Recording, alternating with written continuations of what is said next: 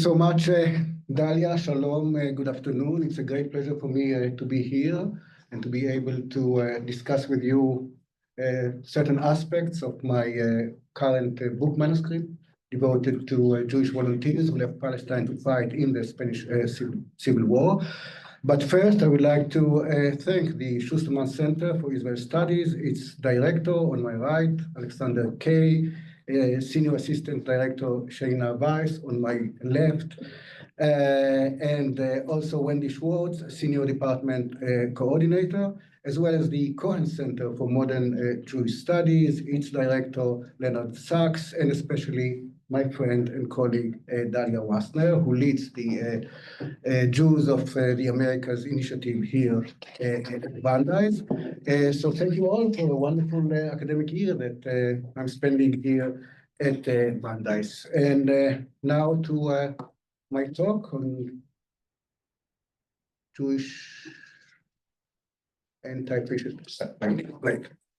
So, in September 1986, during a series of events devoted to the 50th anniversary of the outbreak of the Spanish Civil War, President Chaim Herzog, the father of the current Israeli president, Yitzhak Herzog, delivered a speech in honor of the Jewish volunteers who went to Spain to defend the Spanish Republic against the nationalist rebellion headed by General Francisco Franco and supported by Nazi Germany and by fascist Italy.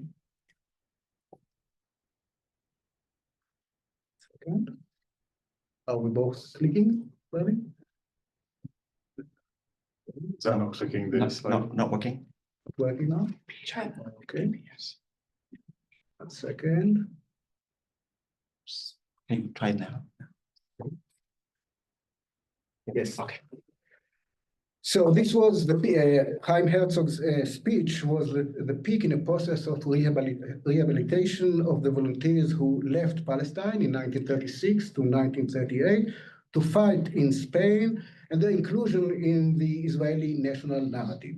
Herzog's speech referred at first to history's warning trumpets, that's how we call it, that sounded in Europe in the 1930s and ignored by most people, including, and I quote, 6 million of our brethren still alive in Europe who did not yet realize that a sword was poised over their necks, end of quote. From the start, the Irish-born president linked the Iberian conflict and the following Jewish Holocaust. According to Herzog, there were people who realized just what a fascist victory in Spain would mean. Courageous men from many nations volunteered to help the Republicans. Among them were Democrats, Socialists, Communists. They united in a common front and fought against the perdition and the Holocaust that was threatening the world. And later on, he said, typically there was a relatively high number of Jews among the volunteers, the highest number of any other group. There were even a few hundred from the tiny fledgling community in the land of Israel. And indeed, the presence of Jews in the ranks of the international brigades was conspicuous. 45% of Polish volunteers were of Jewish origins. 38% of American volunteers were of Jewish origins. 15% of French volunteers and 12% of British volunteers, certainly an overrepresentation compared to their share in the Polish, American, French, or British society of the time. Herzog, a former army general, said that Jews and Israelis owed something to the veterans of the Spanish Civil War and their sacrifice, and he said, in coming here today, we are paying them a debt of esteem and honor for what they taught us. Widely covered by the Israeli press, a phrase from Herzog's speech was also engraved in 1990 on a monument to the Jewish volunteers inaugurated in Barcelona's Montjuic in Spain. A number of these volunteers fought in the company named after Naftali Botvin, a Jewish Polish communist who was executed by the Pilsudski government in 1925. And this is the cover of one of the issues of the bulletin of the Naftali Botvin company. Botvin was sentenced to death following the shooting of a police officer in Lvov, who had infiltrated the ranks of the Communist Party. Bodwin became a symbol of revolutionary self-sacrifice for party members, Jews and non-Jews alike. Although officially designated as a Jewish unit, it included several non-Jewish volunteers, mostly Poles, Germans, and Spaniards, but even two Arabs, one of them a Yiddish-speaking baker from Palestine, from Jerusalem. As to Jewish Palestine, relatively small in size, it sent more volunteers to the international brigades than most other countries. Most of these volunteers were communists, although a dozen or so Zionists also enlisted. While the majority were men, there were also women who served as physicians, nurses, or translators. Recent research estimates that around 160 volunteers left Palestine. We can discuss later on the issue or the problem of numbers. So about 160 volunteers left Palestine to fight in the Spanish Civil War. Among them were 7 Armenians, 4 Muslim Arabs, and 1 Russian Orthodox individual. The vast majority, as you understand, were Jews. 60 of these volunteers lost their lives on the Iberian battlefields, and 20 were severely injured. In this brief talk, what I would like to do is to discuss the reactions in the Jewish Yishuv to the Spanish Civil War, and then focus, if time allows, on the trajectory of 4 female volunteers who left Palestine to join the international brigades in defense of the Spanish Republic. The Spanish Civil War provoked much interest globally, all over the world, but also in the tiny Jewish Yishuv since the very first moment of its eruption in mid-July 1936. At the same time, the Spanish conflict generated a wide range of reactions among the Yishuv. Dominated by left-wing Zionism, the majority expressed a great support for the Republic, raising money, food, and medicine to help the Republic in its hour of need. Here on the screen, you can see a poster of the Workers' Council of Tel Aviv calling people to come to the aid of Spain, of the freedom fighters in Spain. Newspapers and magazines were full of lofty declarations of solidarity. See here, for example, a telegram sent by the Kibbutz Ha'artzi on September 1st, 1936, from the trenches whence we defend social Zionism against the attack of the forces of reaction.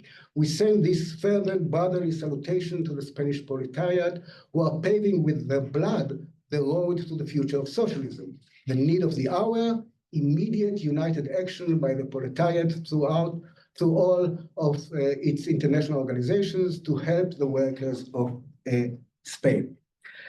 But despite expressions of solidarity with the Republic, all political parties, the vast majority of civil society organizations were against volunteering to Spain, especially revisionist Zionists who, at least during the first year of the war, supported the nationalist rebellion. So here's a quote from Tzvi Kulitz, a well-known figure among revisionist Zionists.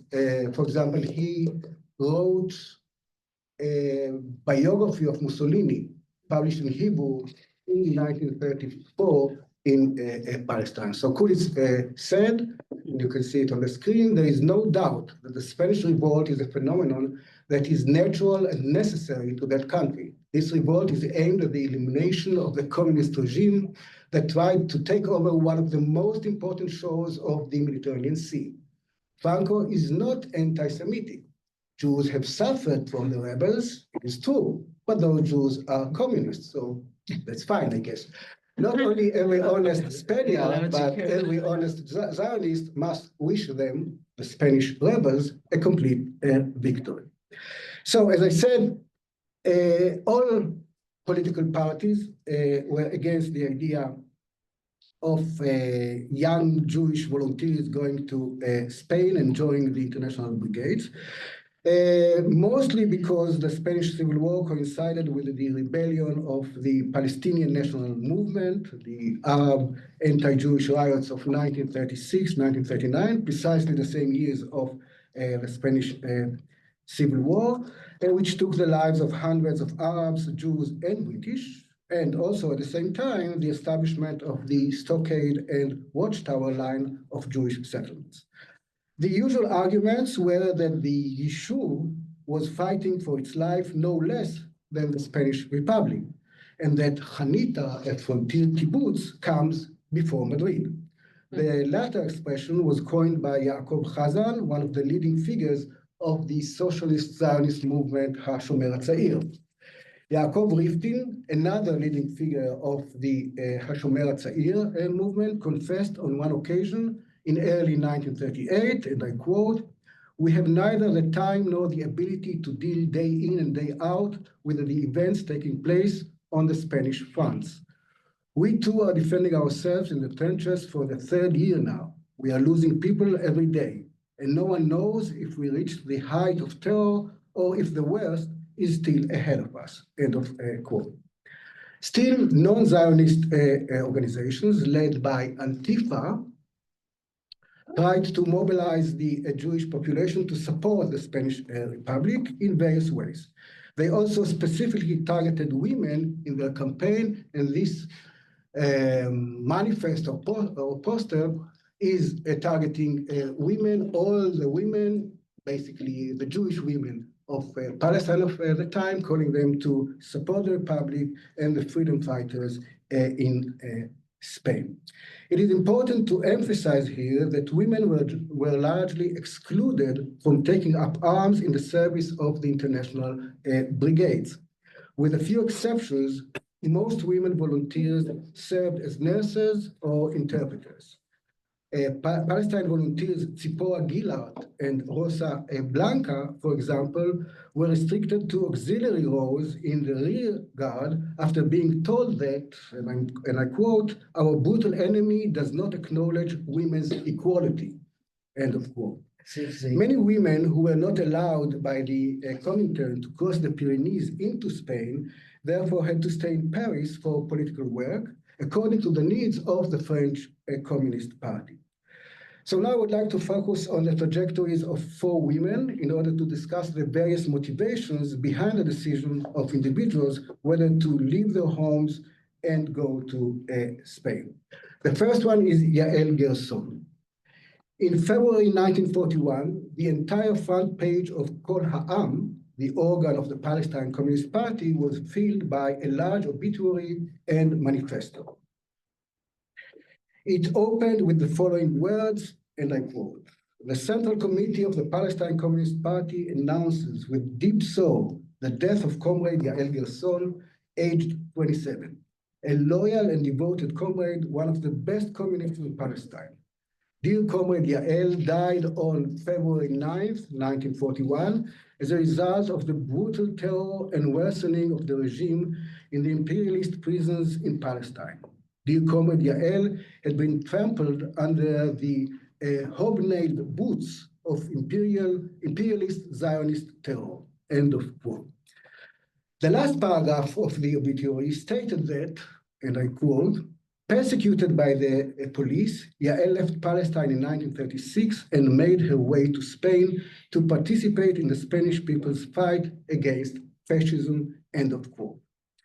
So the newspaper's readers might have received the wrong impression that Gerson actively fought in the Spanish Civil War, while in fact she left Palestine only in 1937 and stayed in Paris, where she actively participated in mobilizing political support for the Spanish Republic.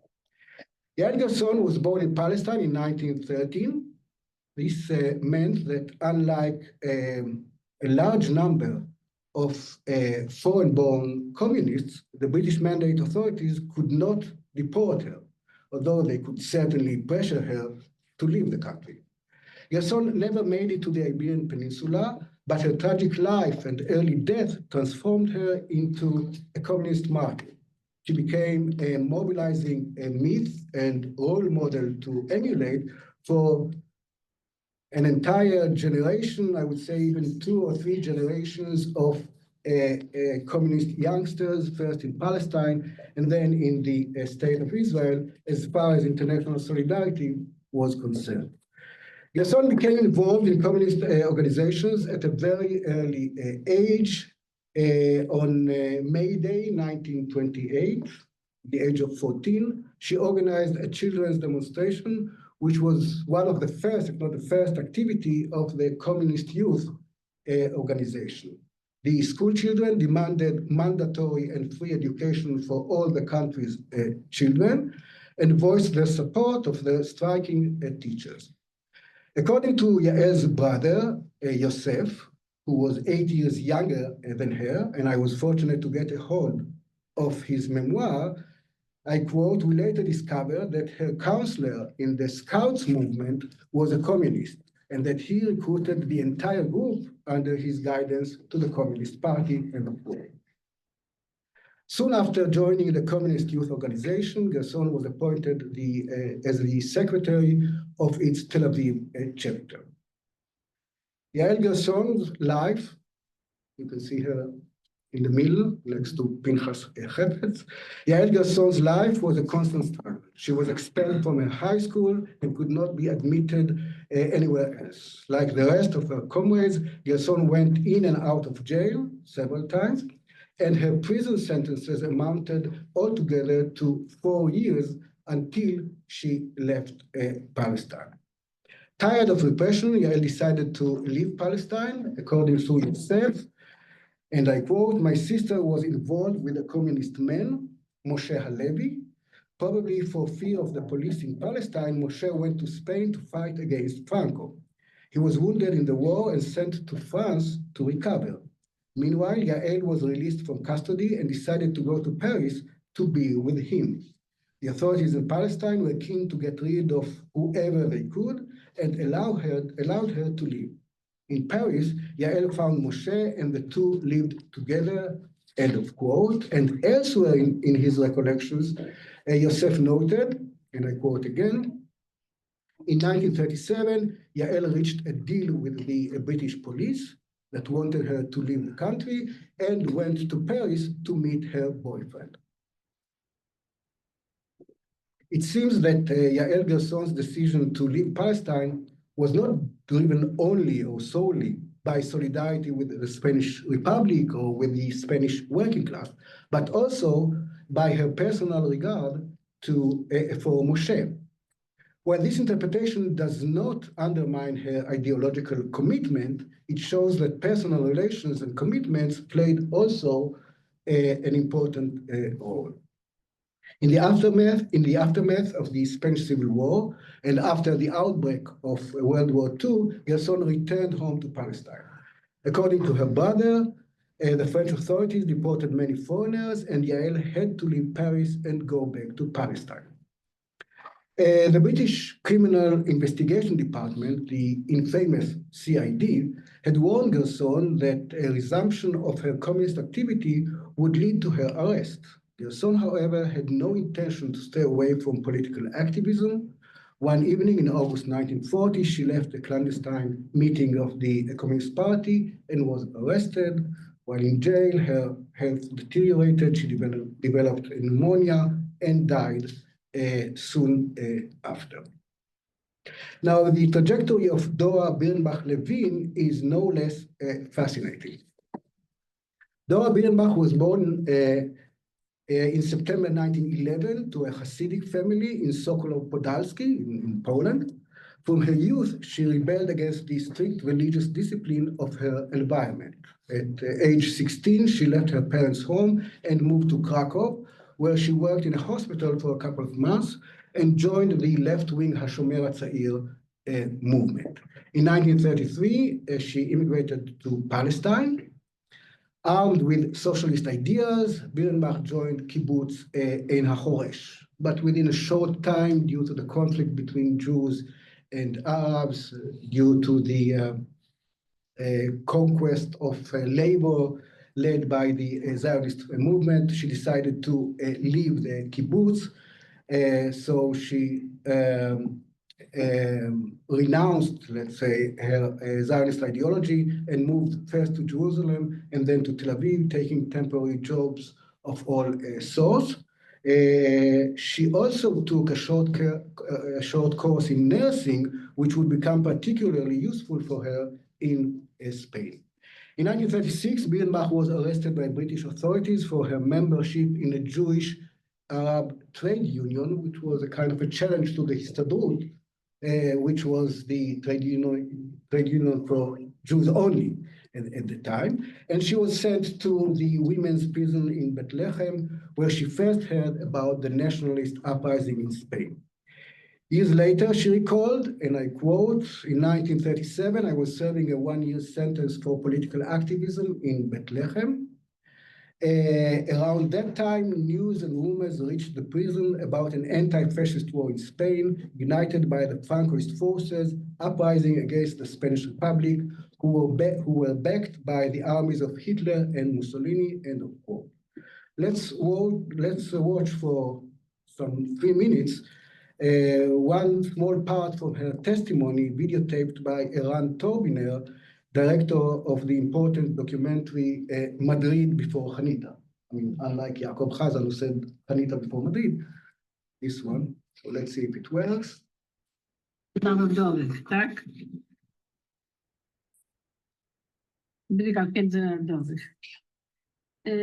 Wydana przez napisana przez Dawida Diamanta. Znajduje wiele nazwisk ludzi, z którymi jechałam, czy razem do Hiszpanii, czy razem pracowaliśmy razem. Między innymi osoba bardzo bliska, która zmarła w Polsce już kilka lat temu, Zofia Szlejem, Zosia, z którą byliśmy na jednym łodzi rybackiej razem w drodze do Hiszpanii. Z nią spotkałam się we Francji, w komitecie, gdzie przygotowani byli ludzie do wyjazdu do Hiszpanii, a stamtąd ruszyłyśmy razem na południe Francji, w tej chwili ja sobie zaraz przypomnę, jak się to nazywa, niedaleko Marsylii, prawda? I tam zbierały się kobiety z różnych stron świata. Tam była Rumunka, była Polka, był również z Anglii, Sam Levin. Co? Raspel, ale inaczej on miał.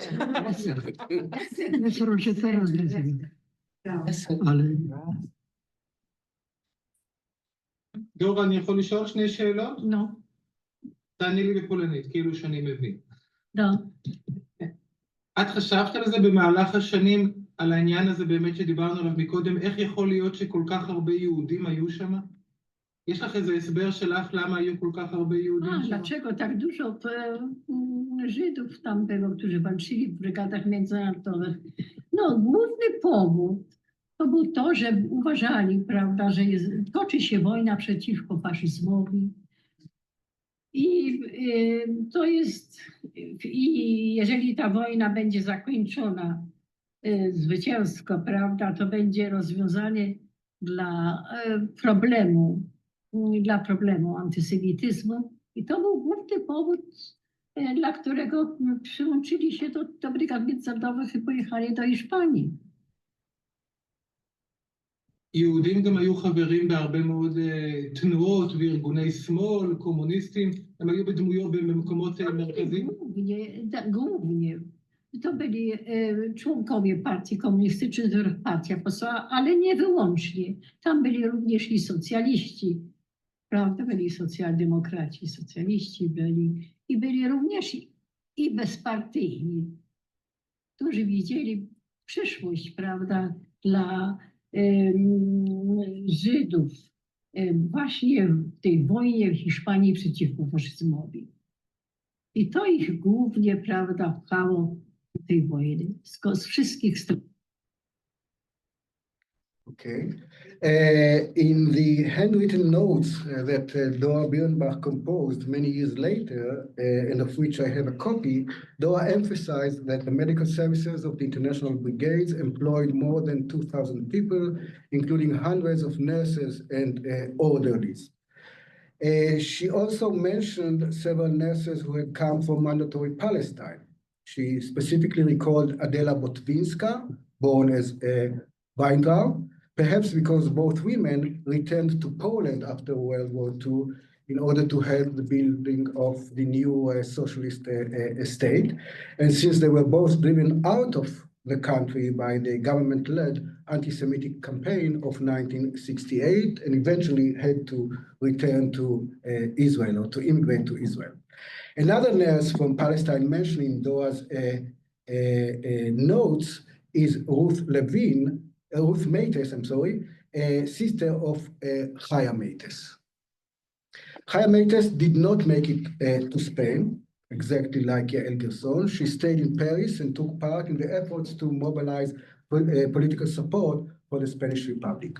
Her sister Ruth, a distant relative of mine, did arrive in Spain and served as a nurse in the Republican zone until all members of the international brigades and foreign volunteers had to leave the country. Chaya and Ruth's parents immigrated from Lithuania to Palestine in 1910 and settled in Haifa. A couple of years after the relocation to Palestine in 1912, the family's home was accidentally burnt down. Their mother perished in the fire and the father was seriously wounded. The children were put in an orphanage in Jerusalem where they stayed until 1919. Then they were sent to live in a kibbutz. Chaya became politically active in 1925 and joined the Communist Party. She was part of a group who worked in a clandestine printing press hidden in the vineyard. And I had an interview with her daughter-in-law who said, we have found a notebook where Chaya wrote that they had secret printing works in Bethlehem in 1928. Because of this activity, Chaya was arrested by the British authorities at least once in 1933. At any rate, her ideological commitment impressed the party's leadership, and she was sent to Moscow for additional doctrinal training sometime during the second half of the 1920s. Several of Chaya's comrades went to Spain to fight fascism, and notably among them was Meir Levy, born in Jerusalem to a Sephardic family. So a somewhat similar story to the one of Yael Gerson and Moshe Halevi.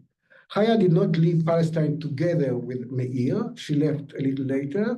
On October 27th, 1937, I have her passport stamped by the British authorities, so I know the exact date. And it seems that she planned on joining Meir in Spain, but she was unable to convince the Comintern officials that she could join the medical services of the Republic, so she stayed in Paris. Ruth did make it to Spain. She left Palestine already in June 1937 on her own. She entered Spain on November 17th of that year and went straight to Albacete, the Republican training base. Fortunately, she shared her story with David Diamant, mentioned in this brief video of Dora Birnbach-Levin, a Polish-French Jew who wrote the pioneering book on Jewish volunteers in the Spanish Civil War. In her testimony to Diamant, Ruth emphasized her training in Palestine as a nurse working with children in Tipat Halab, a center that provides health and medical services in the field of health promotion and prevention for pregnant women, infants, and children. She made no mention of any political activity in which she was involved prior to leaving Palestine for Spain. Once in Spain, Ruth started her first job in a hospital installed in a village in Aragon. She became friends with Tzipora Gillard in this hospital as well. Ruth worked in several hospitals during the war, and towards the end of the war, On January 17th, 1939, Ruth married Eli Rappaport, another Jewish volunteer for Palestine, enlisted in the international brigades. Thank you, Ruth. And now I'll move to the conclusions. The echoes of the Spanish Civil War were heard across the globe, including Palestine. The struggle against the nationalist rebellion headed by General Francisco Franco and supported by Hitler's Germany and Mussolini's Italy inspired about 35,000 volunteers to travel to the Iberian Peninsula and aid the Republic defeat the rebels. The Jewish presence among the volunteers in general and female volunteers in particular was noticeable, conspicuous, enormous. You can choose the adverb you'd like, the adjective you'd like. Still, historiography has not devoted much attention to women's participation in the war and to Jewish participation in the conflict. My scholarly work tries to somehow fill these lacunae. It's only recently that research has turned more of its attention to women, to Jews, and to non-European or non-American volunteers, like in the case of Palestine, but I've also written about Jewish volunteers who left Argentina to fight in the Spanish Civil War. In Palestine, unlike in many other countries, British mandate authorities not only allowed communists to leave the country for Spain, although officially Great Britain was neutral, but even encouraged them to go and fight for their political ideas, as long as they did it on the other side of the Mediterranean. The welcome received by those who survived the war and eventually found their way back home differed significantly among countries, and so did the commemoration of the volunteers in the decades following the fall of fascism and the end of World War II. In Palestine, many veterans of the Spanish Civil War were forbidden to return. This was the case of Chaya Meites, for example. And in the state of Israel, after its establishment in 1948, it took until the early 1970s for authorities to gradually start recognizing the heroic anti-fascist struggle in the 1930s in Spain and the sacrifice made by international volunteers. There's only one monument in Israel by Yigael Tomarkin, based in Netanya, next to monuments to fallen soldiers and to Jews who perished in the Holocaust. So the proximity is very interesting. Based on documents held in private hands by family relatives of female volunteers who had left Palestine to aid the Spanish Republic, my work, as I said, tries to offer a fresh look, a different look at this phenomenon of volunteering, international solidarity in the 1930s. Of the 14 women who decided to leave Palestine for Spain or were driven out of the country by the British mandate authorities, we have enough information on 7 or 8 of them in order to elaborate a kind of a group profile of these women. They were young, educated, idealistic, and adventurous, and they hoped to create a better and a more just world. Despite their youth, many of them, if not all of them, had some political experience before they left for Spain, and they had been subject to persecution and repression. Most of them, if not all, were childless when they left for Spain. Mothers were not allowed in the international brigades, and the majority of them served in auxiliary roles, mostly as nurses, doctors, nurses, translators, etc.